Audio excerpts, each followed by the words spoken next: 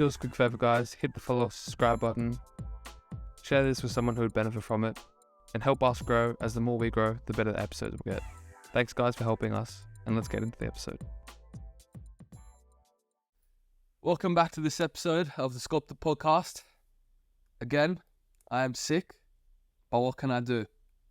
As I said last time, today it is a weird one because I've never done an episode like this. This is almost a reaction type video, but why Usain Bolt failed as a footballer. Now, if you know anything about Usain Bolt's football career, you know that his biggest opportunity came in the Central Coast, which is where I'm from, to where I am right now. And I was listening to this video last night, and it made me realize a few things of which I wanted to go over in this episode.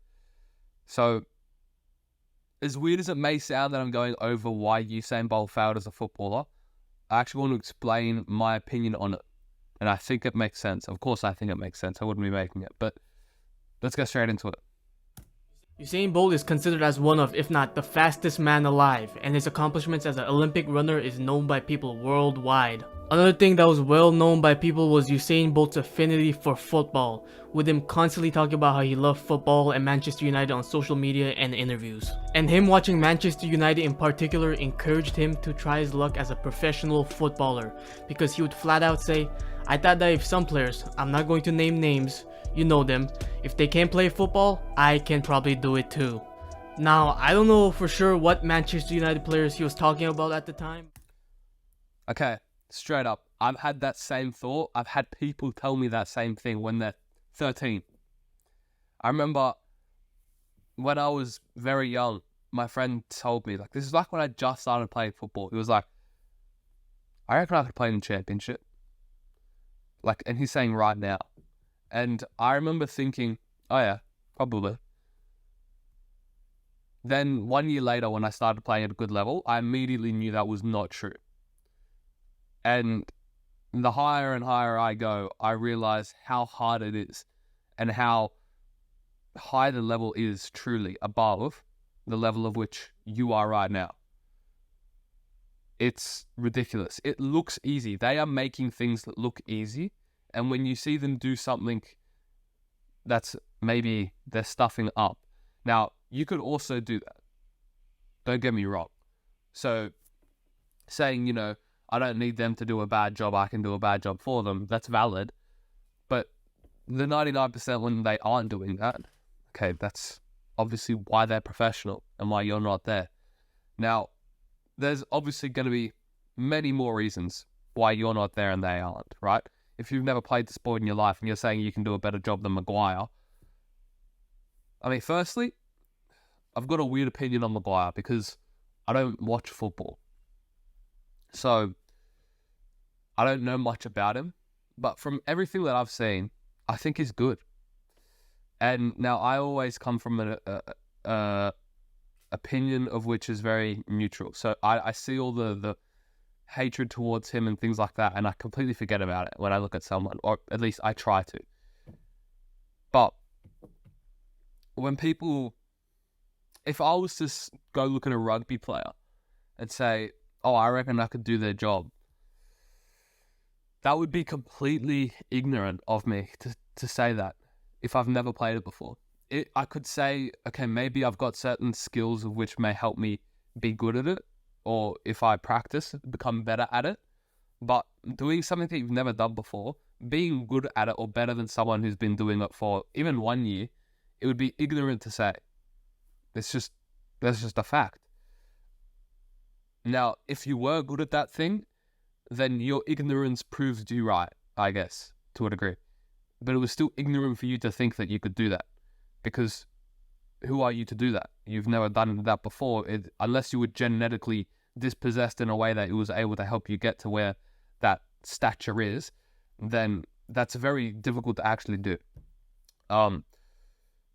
Or you had been doing something in another sport. Just like if I was to go from being a goalkeeper in football to a goalkeeper in I think that Gaelic football goalkeeping is probably the most similar.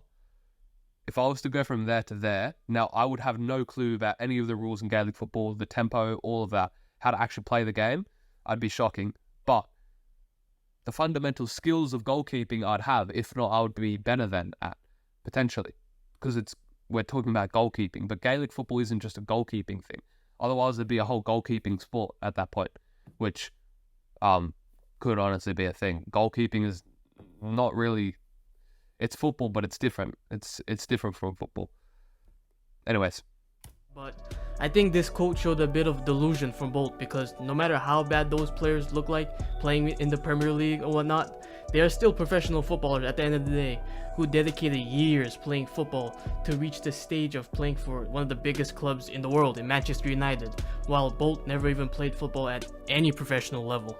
Even if he could outpace every player on the pitch, it wouldn't make him automatically qualified to play football, because football is a lot more nuanced than just outrunning a competition in a straight line race.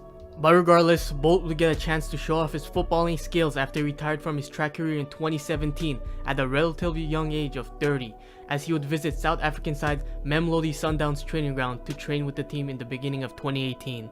Now, this visit would be more of a media spectacle rather than an actual serious training or a trial for Bolt, as he would only do very basic footballing drills and just in general just seemed like a regular celebrity appearance at a football team's training. And after the training, Usain Bolt would finish his visit off with the interview claiming he was very serious about football, and that would be the end of his South African stint until he would post a Twitter video announcing he signed for a football team shortly after his visit. Now, this would obviously lead fans to connect the dots together and make the assumption that Bolt would sign for the Mamelodi Sundowns, as he had just come off his visit, and it wouldn't help that the Sundowns would post this tweet, fueling more fans to speculate that he joined the club. However, it would soon be revealed in a tweet that this announcement was all just a publicity stunt to announce his spot in the Soccer Aid charity game that was happening later that year, and not him actually joining a football team. Nonetheless, Usain Bolt would get a more serious chance at professional football just a month after this announcement, as he would get a chance to train with the Dortmund's first team, with his strong connection with Puma CEO and Dortmund board member Bjorn Golden helping him earn the opportunity. And this would be a great opportunity for Bolt, as he would be able to train with top tier players, and he would see if he truly has the talent to reach his dream and play for Manchester United, with Dortmund coaches promising they would give an honest assessment after the training. In the training, Bolt would play 11 on 11, and he even scored a header in the match. And after the training, Bolt himself would give himself a solid 7 out of 10 on his performance in the training. And while Bolt would give himself a pretty good rating, Dortmund coaches thought otherwise about his performance, because Dortmund manager Peter Stoger would be brutally honest and say he still had a lot of work to do to reach the highest level, and unfortunately at his age, there isn't much room for improvement. After this, Bolt's footballing journey would take a trip up north, as he would join a Norwegian team called Stormsgodset for training with the help of his Puma connection. It's honestly, it would have been so bad to actually watch him play and to train with him. I know what it would, I would know what it's like in a football team. It would have literally been everyone basically just looking at him and laughing. And if it wasn't explicitly that because they had some respect for him, it would be as soon as he leaves the dressing room, they're not saying good things about him. Maybe he's a nice guy. Maybe he's, kind to everyone. But football-wise, firstly, he's a little bit... Okay, no, he's not a little bit. He's very delusional. But I'll go over that. I'll go over why this delusion is the bad delusion. Also, he's got a lot of ego, which ties in with the delusion. Because to a degree, his ego can give him delusion. But he's getting delusion from exterior motives. But I'll go into that again. He would have been a laughingstock. And as I said, I know what football's like. As soon as he would have left that change room, and let's say he's the first one out, because he probably would be. He's that type of guy. But, actually I can't say that. I don't know him. But he would have been sticking out like a sore thumb. If you watch footballers play, you know they're footballers for a few reasons. The way they look, the way they move, and the way they act. Usain Bolt's got none of it. He's fast, but that doesn't mean he's fast on the football. He would have stuck out like a sore thumb, and him saying that he was a 7 out of 10, that's honestly possible, but that's his rating of his knowledge of football. So that's also a delusional score, but I don't have a problem with that. he also, it's not unlikely. Like, you can get away with one training session and looking decent. If you just have good movement, if you have all these different things, you can get away with that. But and maybe he did. I haven't watched the training session. I think I watched the highlights from that training video with Dortmund, but not highlights, but like a few good things here and there. I think they posted like a 10-minute one on their YouTube once. But essentially, all I'm trying to say is that you can fake it a little bit, one session, especially when you've got good players around you. You can probably get away with it. When the ball's coming straight to your head and they've done all the work for you, then you score a good goal, good job you. But it's not that crazy. Anyways.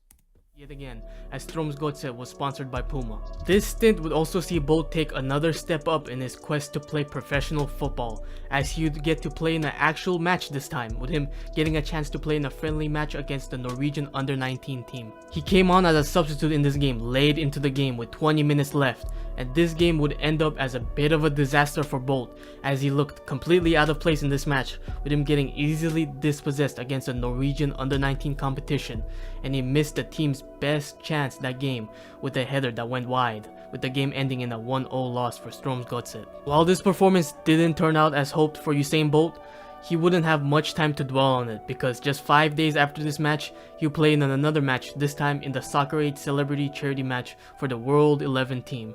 In the match, Usain Bolt would use his pace to get some great chances to score, but he wouldn't be able to convert any of them until he scored his team's first penalty in the penalty shootout that would see England close the game out 4-3. And after this game, Usain Bolt would stay teamless until a brand new opportunity would pop up, this time in Australia. The Australian Football League was a league that was in desperate need of promotion. To be fair to him, he doesn't actually look horrible when he kicks a ball. I don't want to make this a football podcast, or a football episode specifically. But to be fair, like, if you watch an American kicking a football for the first time, or let's say most Americans, you can tell they're American. They're as stiff as a brick. Like, they're just rigid. He's at least smooth when he kicks the ball. He doesn't do this weird little jump like his free kickers or anything. But also, if you know that reference, that's kind of funny. Where every kid and their mum, when they watched free kickers, they did this little jump thing. I still know kids who do that, but he doesn't do that, to be fair to him. Star power. But since they can't attract any traditional football stars to their league, they would have to think outside the box. And ultimately, it would be the Australian football agent Tony Rallis who came up with the idea to bring Usain Bolt to the A-League. And he would work to make this happen by reaching out to Usain Bolt management about the idea of A-League, and soon they would work together to find a team. Eventually, the Central Coast Mariners would step up to the plate and offer Usain Bolt a trial, which would form a symbiotic relationship between the two parties, with Usain Bolt being able to play in a league and team that would take him serious, and the A-League and Mariners would bring in a star that would draw thousands of eyes to their league and team. After signing with the Mariners, Usain Bolt would soon make his debut in a friendly match against the Central Coast Select team. For context as well, I was at that game, and that photo, I think I was probably just where that cameraman was when he was taking it, as he came on as a substitute with 19 minutes left in the game. And in this match, Bolt wouldn't fare too well because he looked very clumsy and seemed like he lacked... Yeah, I mean, he's literally scooping the ball out with his feet there. Like, that's just ridiculous. Like, not even making contact with it. He's literally just scooping it out like it's ice cream.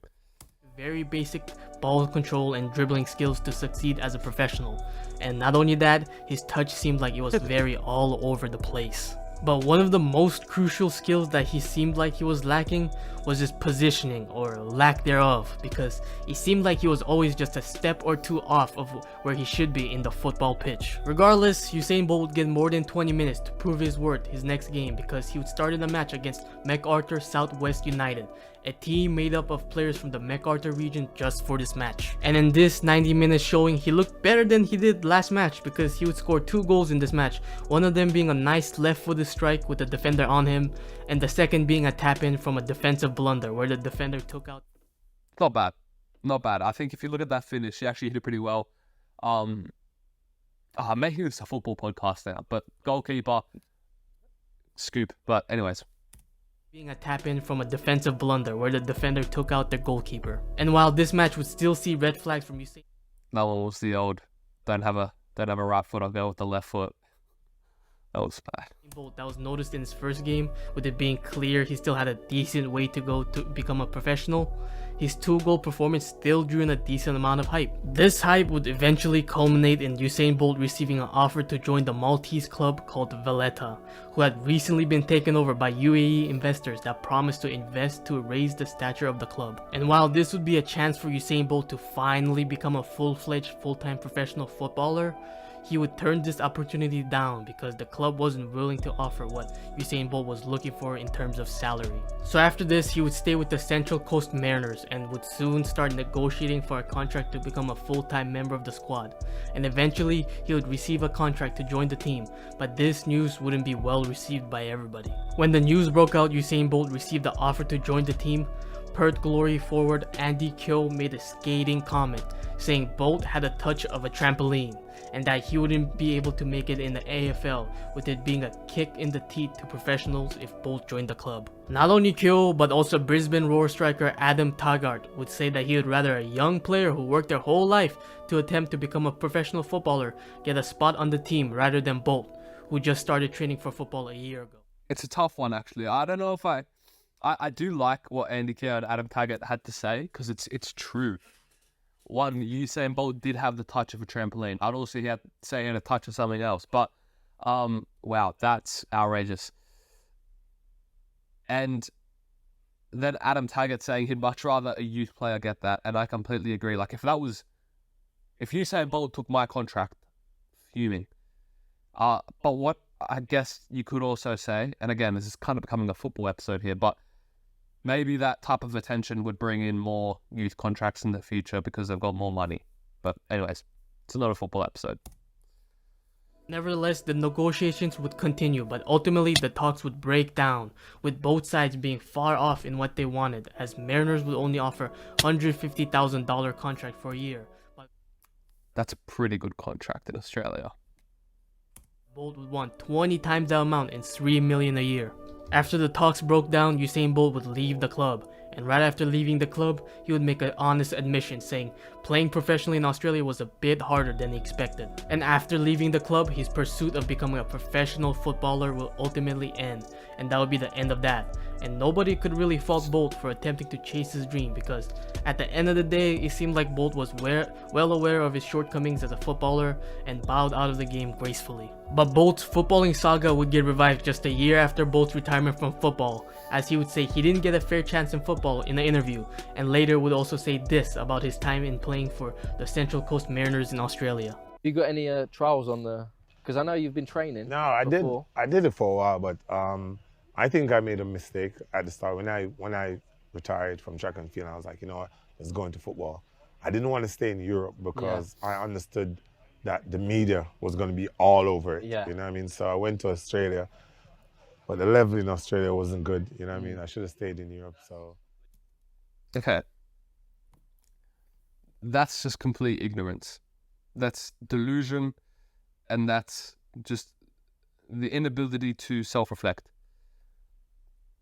He said, firstly, the media is the problem for him not succeeding in Europe. Now, I don't think he literally means that.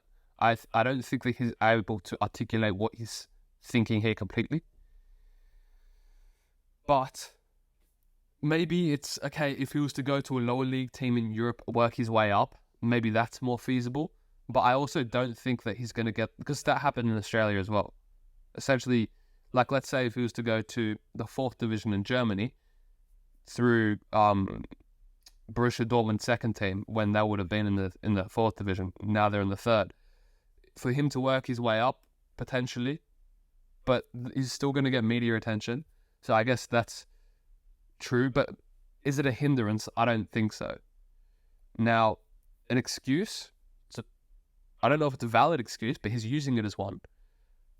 And then saying that the level of Australian football isn't great. Now, that's also valid, but he's essentially using Australian football to put him above that, as if I'm not going to stoop to that level because I'm better than that.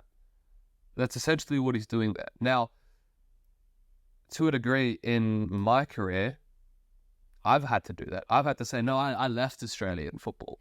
You know, I'm too good for Australia. I never said explicitly I was too good for Australian football, but me leaving Australia makes me look like I have that same attitude where, oh no, I'm too good for Australian football. I'm leaving here. It's now to a degree. I'm not saying this that I was too good for Australian football. If I was too good for Australian football, I'd be in the national team right now. But I left in the regard of me saying, okay, well, I have gotten to almost the height of Australian football, be it Sydney FC, MacArthur Bulls, whatever, all the professional clubs in Australia, right? I've been at these clubs.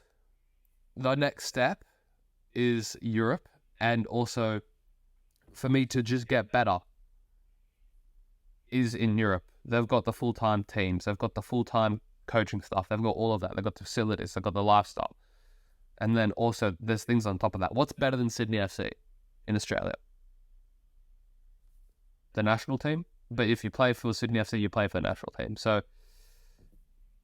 there really isn't anything higher than the best that we've got here. And if I've already been at there, then if I want to continue to prove that I have to go somewhere where the ceiling's even higher than what I have now. So that's my reasoning where we differ with Usain Bolt. He's using Australia to say, he's immediately setting himself a standard of which he can't reflect on and set a baseline for. He doesn't know if he's good enough for Australian football, but immediately by him saying that, he's making it out as if, oh, yeah, I already tried it. I'm too good for it. Or I won't even try it because I am too good for it. Now, that's valid for him to maybe say if he's been a club such as Dortmund. If I had been at Dortmund and Australia, I'm never coming back. If I go to Dortmund, Australia, yeah, bye. But he also never signed there. He was on trial. And he got it because they're Puma. After a year after I tried, I was like, you know what? Let's just move on from that. So Yeah. I kind of just moved on. So I'm doing music now. Oh, really? This response would anger me. So that's funny. I mean, he's just trying everything at this point. But that's just, Any Australian football fans and journalists, as the people. well, I guess that's kind of me. But I think it's pretty valid for me to... I'm not angry at Usain Bolt. You know, I gave him a high five when I saw him, right? But it's just... I'll go into the delusion part later. But let's just get through this part first. Who watched him would say things like, he looked like a drunk giraffe on ice. There's nothing wrong with Australian quality. He was atrocious. And Bolt quite simply didn't have basic ball skills. And I would have to agree with Australian fans because Usain Bolt came off as a bit delusional with his comments in interviews because him saying I think Australians are aware that football in Australia is not what it's like in Europe. So we're not necessarily offended by Usain Bolt saying that Australian football isn't great.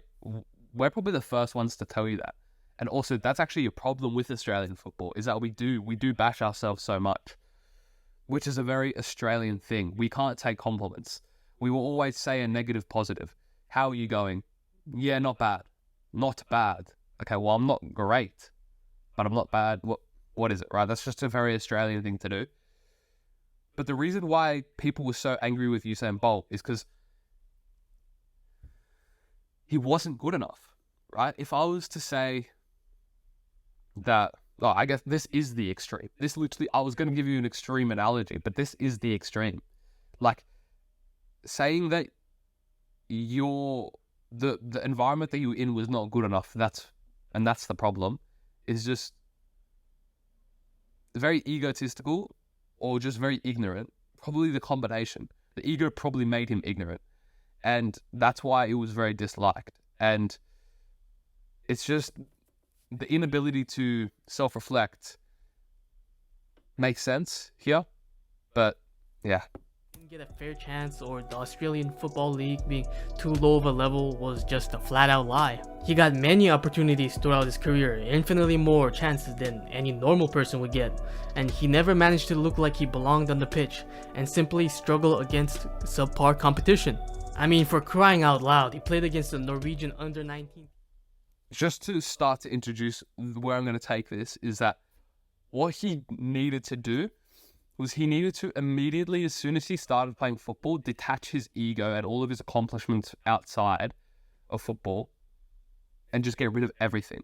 He had to start scratch, because what he did is he actually took his ego from all of his success outside of the world, right? He's arguably probably the most famous person in the world. I don't know if I could say that, but I'm pretty sure everyone would know him, because we're talking about all continents. Olympics is global, obviously, but it's all continents, right? If you say Ronaldo is the most famous person in the world, now he's probably got India, a large chunk of Africa, a large chunk of North America, pretty much the whole of South America, Australia, 100% he's got. But there's still parts of which are not, in terms of not 100%.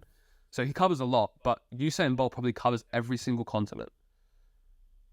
And that's because 100% checks off Africa.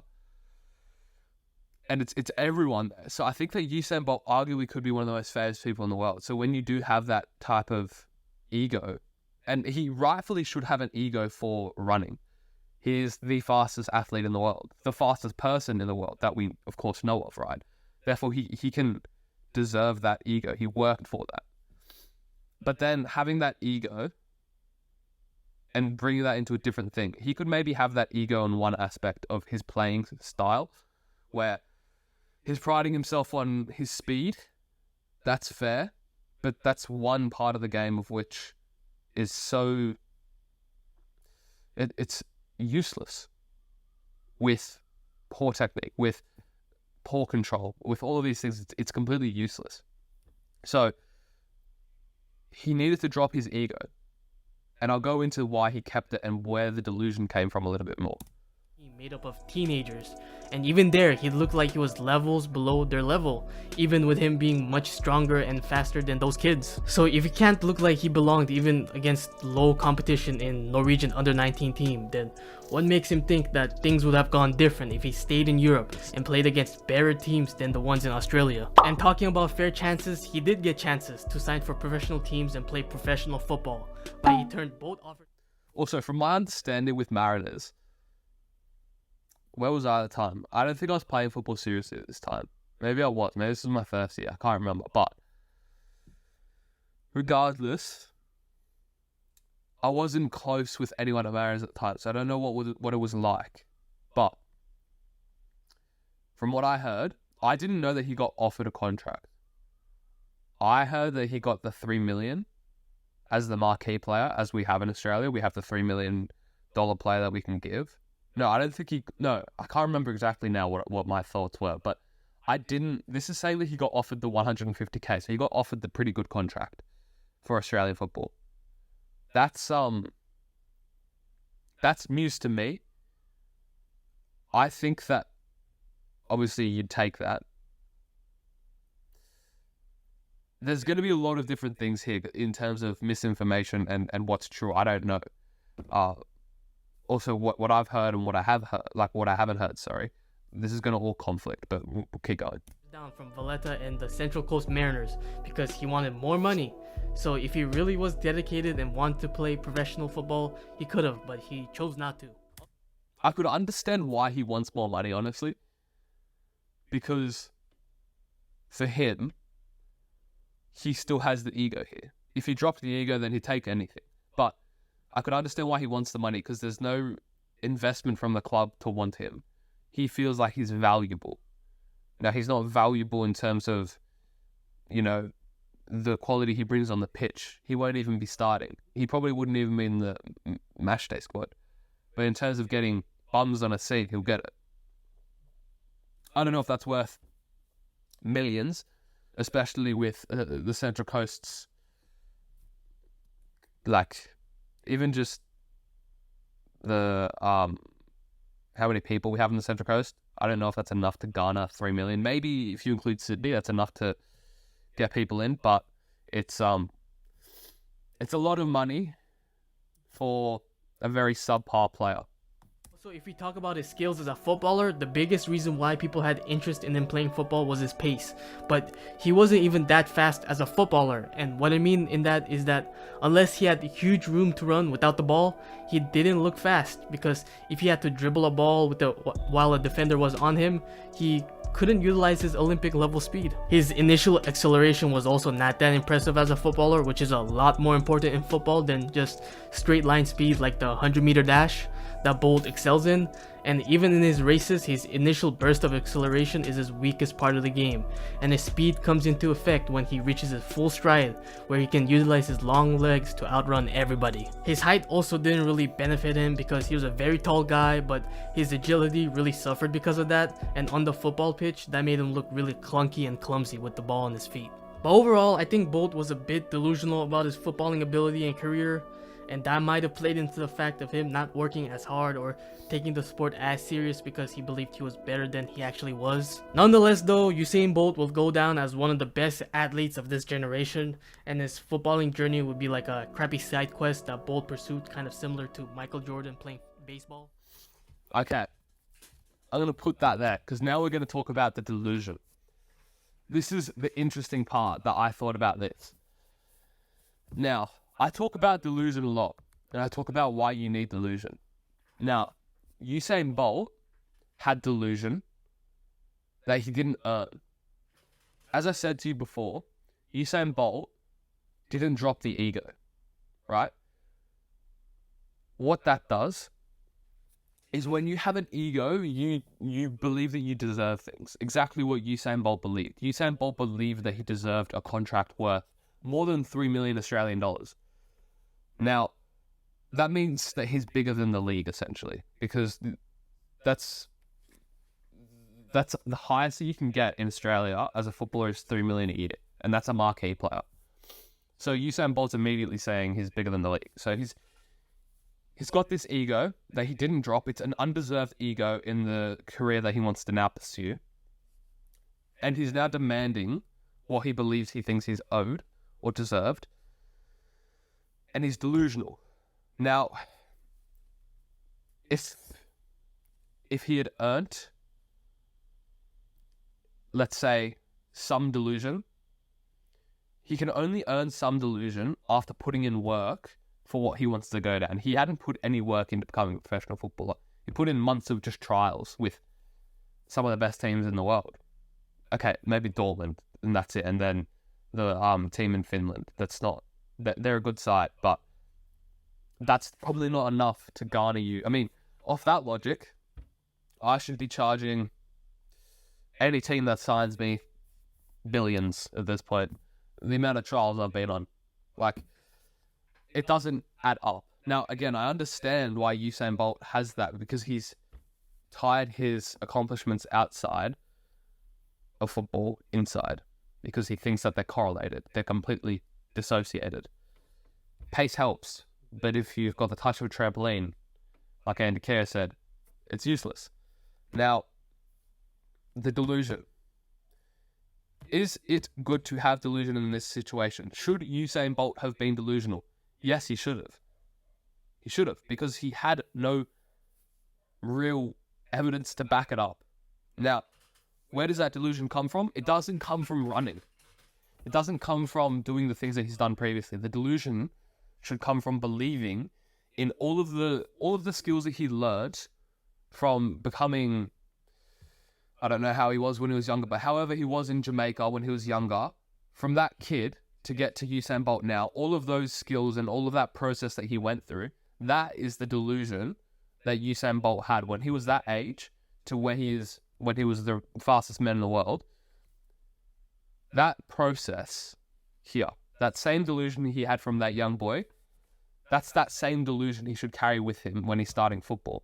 It's not saying that I am the best or I am the fastest person in the world. He may think that from here, but he may truly believe that he can become, or he is, but he hasn't backed it up. Now here he has, and he's got this ego.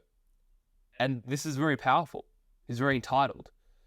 And he, to a degree, he can do that. And he deserves it because he's done it.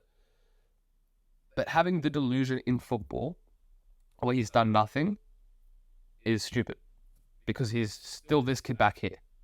He's just 30 years on and doing a different thing. So he needs to carry that same innocent sense of delusion in the new endeavor. And that would be looking like, okay, you admitting where you're weak.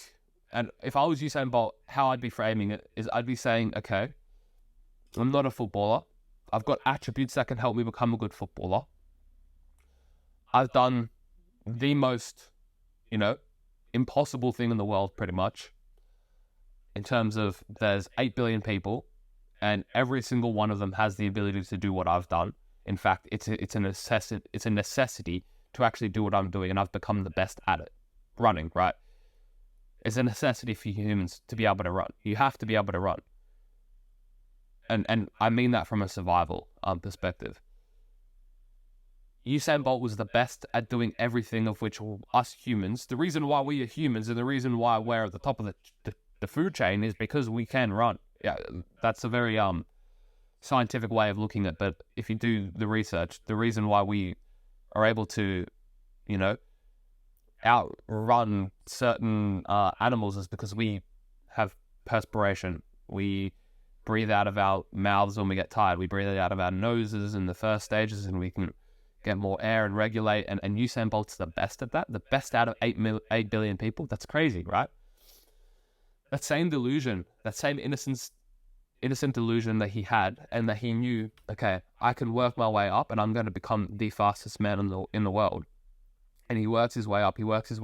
Now also, the thing about running is that it's a very confrontational sport, where if you are 11 seconds, you know that you're not the fastest in the world.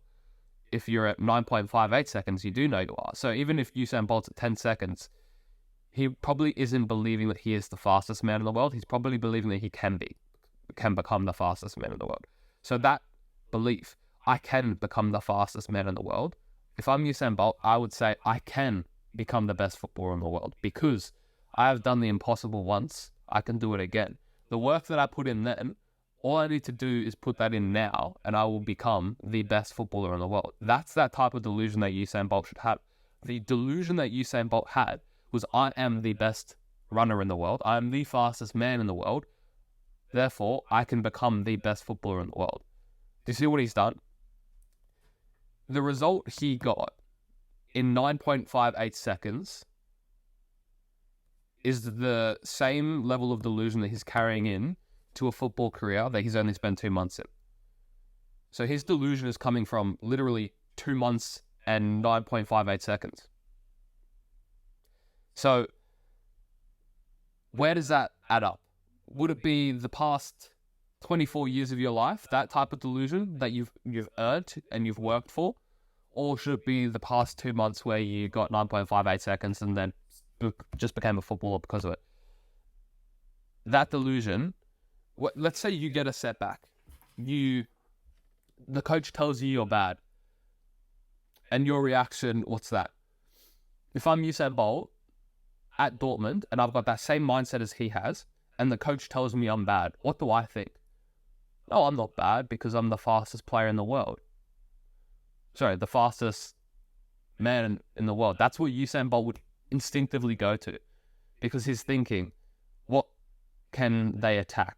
Well, he may think he's got some footballing ability, and he, to a degree, has football ability for a baby. Okay, that was a bit harsh.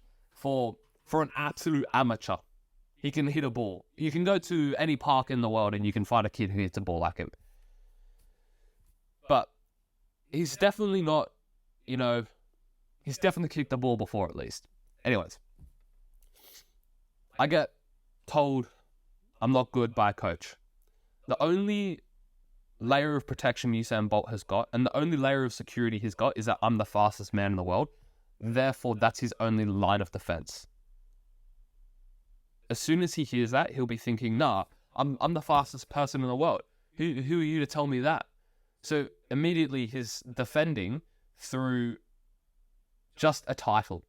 Now a title is, you can crack it very easily, because all of the work you've done to get you that title, and that title that you've deserved, If you're just basing it off the title, then you're setting yourself up for failure because you're then priding yourself on something that's literally made up.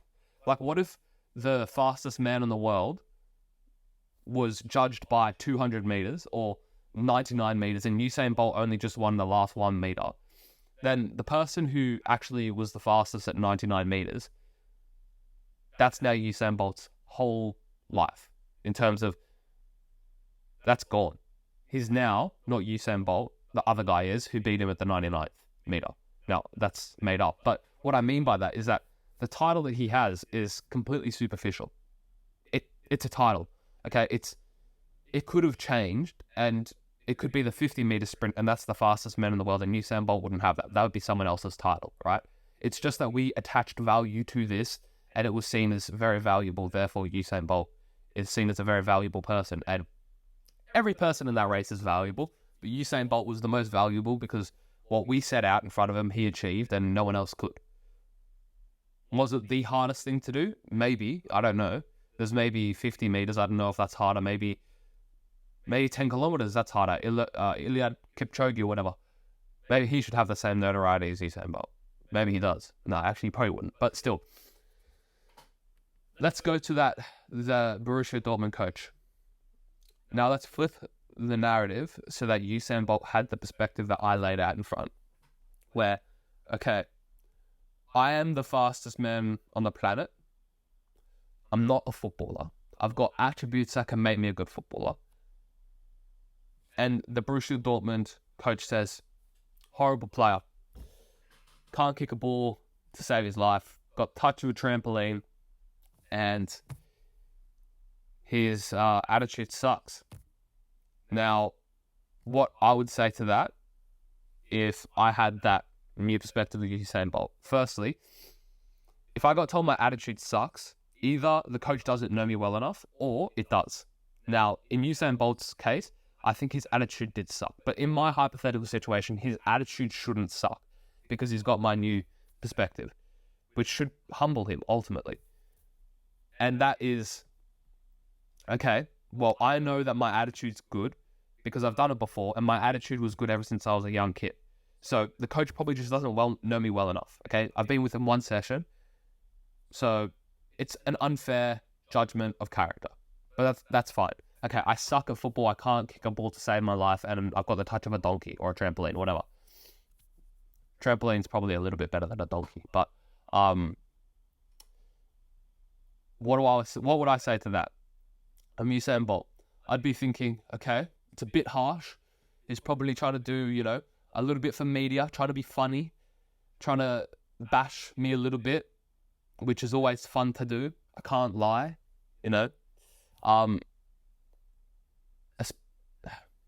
But I'm Usain Bolt and I'm thinking about that.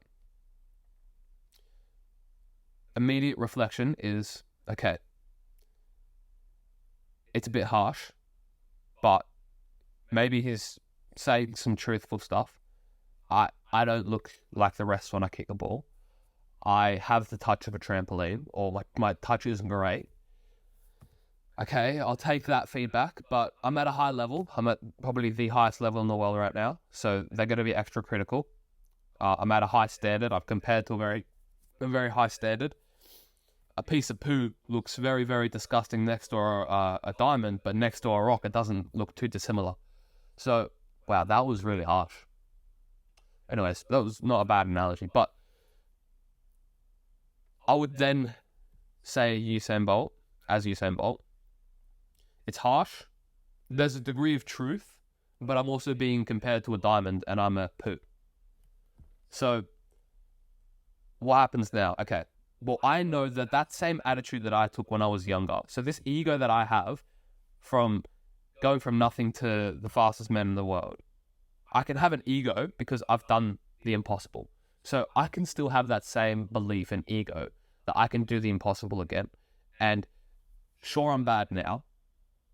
Or sure, I'm not great now. Sure, I have a poor touch. Sure, I'm not able to kick a ball properly. But you know what? If anyone was going to flip this narrative around and have a good touch, have a good pass, be able to kick a ball properly. If anyone was able to flip that narrative around, it would be the kid who wasn't the fastest kid in the world, who then became the fastest kid in the world. Now, of course, there's not going to be a kid who's the fastest kid in the world, but in terms of being where he was and where he is now, that ego that he should have from that process should allow him to say, I'm not where I want to be now, but I know that how I work, I know that I've done it before. I've done harder things before.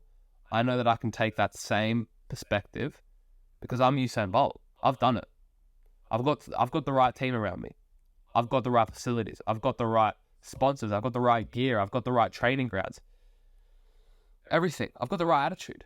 I can do it because I've done it in harder situations. I'm in a better spot, the best spot I've ever been in my life to do this. I can do it right now because I've done harder and I've done better. I can do this. And what that happens is over time, one, the incentive is so far away, but he starts to see fruit because he sees the incentive getting closer and closer and closer and closer. He'll start to find competence. He'll start to find enjoyment. He'll start to find fulfillment. This will lead him to get better, better, and better. And he will then start to reiterate that narrative that he's been playing into his head the whole time of, when I was a kid, this same attitude that I had getting better every single day, becoming the fastest man on the earth, I'm taking with me in my football career. And I'm seeing the same thing here happen in my football career. Therefore, I'm getting closer and closer. And that belief that he has around his football, around his earlier life with running, then starts to happen around his football. And when he starts to see results, it starts compounding really, really positively for him. So he actually could have become a really, really great player because that narrative is getting fed by results. And he knows that narrative's worked before. So it's getting fed and fed and fed, and it's getting accentuated and propelled really, really quickly. And that's where it really could have worked for him. Now, there's a few other factors, his age and things like that, that could have hindered his growth rate. But regardless, because of his attitude in previous times and because of his physicality and coordination that he has due to his previous successes, he had a really good opportunity to become a somewhat okay football player. I'll give him that. So,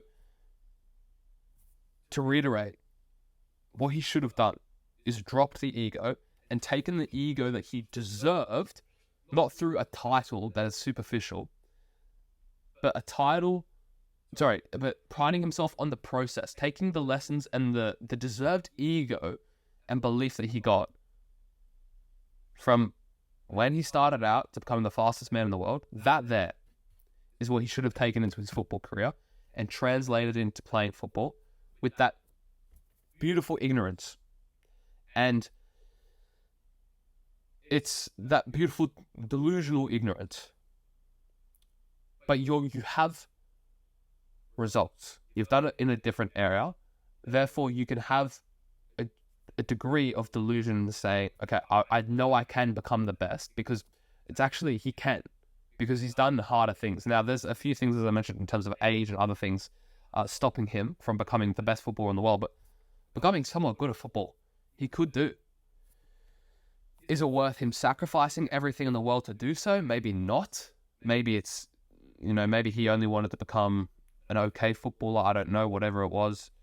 But there has to be a high degree of sacrifice in terms of ego, in terms of financials. He's going to have to start low. I mean, that $150,000 contract that Central Mariners offered him, I haven't made a cent from football. And I've been playing football for 6 years now. And I've been dedicated to it my whole time. I have not made 1 cent off football. And Usain Bolt is expecting in the first 3 months of him playing, he's going to earn $150,000. That's ridiculous, right? So he's going to have to start low, and he's going to have to progress his way. Now, he can progress his way much faster than me. And I would be okay with that as well. But that's where he went wrong. He didn't disassociate his ego from the running and the football. He just should have ditched it. Now, I understand why he probably didn't, because that takes a lot of self-awareness to actually drop the ego. Now, as I mentioned, he deserves to have that ego, but he doesn't deserve to have the delusion not to drop it. That's the thing. You can have an ego if you're self-aware of where it came from. He's probably not self-aware of where it came from. And a lot of the interviews he had, even with Unisport at the end there, with Soccer Aid, when he's talking about how, like, oh, now I'm going to go into music. Like, these are just specific things that you can see. A lack of self-awareness there, where he's just trying to find something where he's going to just slip into right away. As if it's, I'm the fastest man in the world, I can do anything. Because he's the fastest man in the world, he can do anything, sure, but he's going to have to work for it like everyone else. You don't just get given things like a handout. And maybe he's used to handouts now because he is the fastest man in the world. I'm sure he got...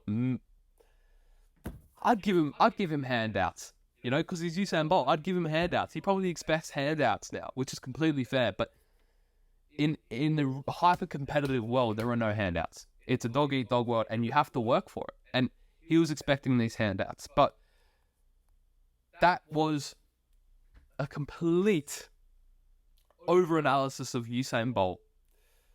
And probably Usain Bolt, if you're watching, because I feel like he's probably the type of guy to search his name up. Again, I'm saying all these things as if I know Usain Bolt. I don't know Usain Bolt, so I could be completely wrong here. But if he is the type of guy to type his name up and watch the Sculpted podcast, firstly, I'd say hop on the episode again. I'm feeding his ego here, but you would too.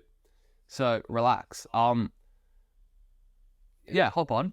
I'd like to speak to you. And then secondly, I think it's drop the ego and gain that self-awareness to take pride in not the title, because if it was the 50-meter race, you wouldn't be as famous as you are today. If it was the 99-meter race, maybe, I don't know, whoever, if there was someone who was faster than him at the 99th meter and they beat him, then they would be the fastest human being in the world, right? Like, that title means nothing. It's a very impressive title in terms of being the fastest man on the planet Earth. That's a very impressive title, but it's only for 100 meters, right? So it's superficial. It's literally just a modern day thing. So don't take pride in that, because that can be easily destroyed. And when you get knocked down, you've got nothing to fall on, right? If I get knocked down because of my work ethic or because of my footballing skills, I know that I can fall on my professionalism, dedication, and effort, my playing style, my attacking, my leadership, my calculations, all of these different things. I know I can fall back on them, because as soon as someone offends me, they attack me for things outside of those three things of which I pride myself on, I immediately know that they just don't know me well enough. And when Usain Bolt prides himself on one thing of which is superficial and has nothing to do with him as a human being, then immediately he's just taking personal shots every single time. And that's why I think he quit, because he's just taking all these personal shots. So, Usain Bolt, if you want to talk about it with me, you know the Central Coast. I'll give you my address, and you can come sit down across the table, and we can have a good old chat about self-awareness. We can do some reflection, time with Usain Bolt and Nick, and we can talk about his football career. We can do a few sessions if you like, and as I said, it's a bit of an over-analysis, but I did find it very interesting about Usain Bolt. So, anyways, guys, I hope that was somewhat insightful, and I'll catch you on the next episode.